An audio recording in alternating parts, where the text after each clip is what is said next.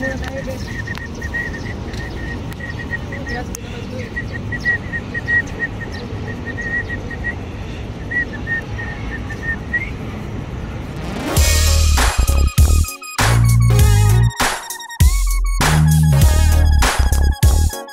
ito yung unang TWS na nilabas ni Realme. Ano nga ba ang mga features niya at sulit nga ba ito for its price? Umpisahan natin sa design.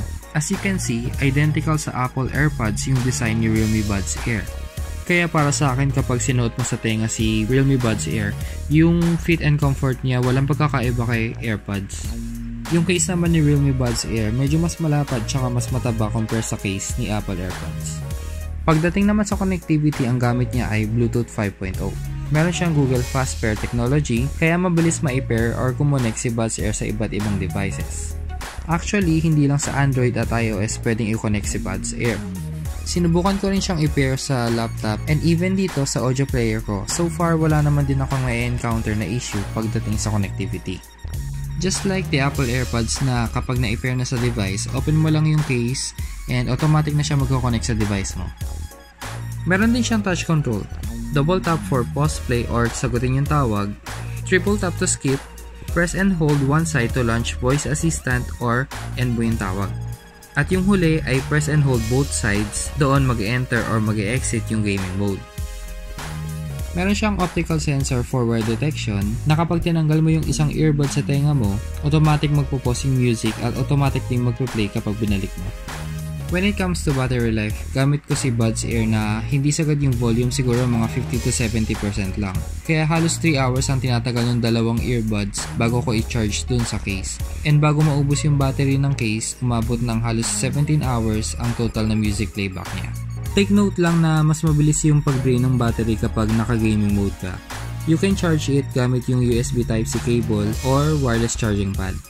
Sound quality, it features a custom DBB or dynamic bass boost. And para sa akin, pareho ang tunog niya dito sa Realme Buds Wireless na medyo ma-bass pero nandun pa rin yung details ng mids and highs. Kung mahilig ka sa mga hip-hop or mga mababass na music, para sa ito.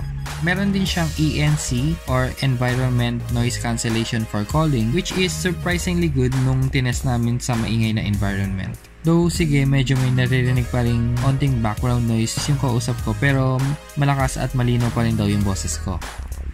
At syempre, yung pinaka main selling point nito, yung gaming mode or super low latency. Ito yung unique feature ni Buds Air na kapag naka-on, umaabot ng 120 millisecond lang yung latency niya. So, compare sa ibang Bluetooth earphones or headphones sa gamit ko na medyo ramdam or rinig mo na merong onting delay talaga sa sound. Nung sinubukan ko si Buds Air, effective talaga siya. As in, kapag ka naglalaro ako ng PUBG, pagka bumabaril ako dun, halos wala akong marinig na delay or latency. So, for me, effective talaga siya. So, pagdating sa features niya na capable ng wireless charging, battery life na tumatagal ng halos 17 hours, design na kagaya ng AirPods, pati build quality niya halos pareho lang din sila, and yung gaming or super latency mode. For 3,990 pesos, masasabi ba natin na sulit siya? Para sa akin, oo. Yung price na yan, affordable lalo na kung i-compare natin yung features niya sa ibang TWS earphones. Si Realme Buds Air ay recommended para sa mga first time pala magta-try ng TWS earphones, sa mga naghahanap ng mura pero magandang sound quality at hanap din yung design na kagaya ng Apple AirPods, pwede ito, plus may pagpipilian ka pang ibang kulay, hindi lang sa white. And kung gamer ka na naghahanap ng TWS, highly recommended ito para sa'yo. I'm sure mas may enjoy mo yung gaming experience mo dahil sa low latency mode. So that's it! Anong tingin mo kay Realme Buds Air? Share nyo naman sa comment section down below.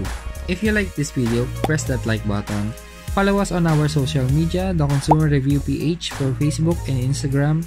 For more videos like this, subscribe ko sa channel namin. Again, my name is Mark from The Consumer Review and thank you so much for watching.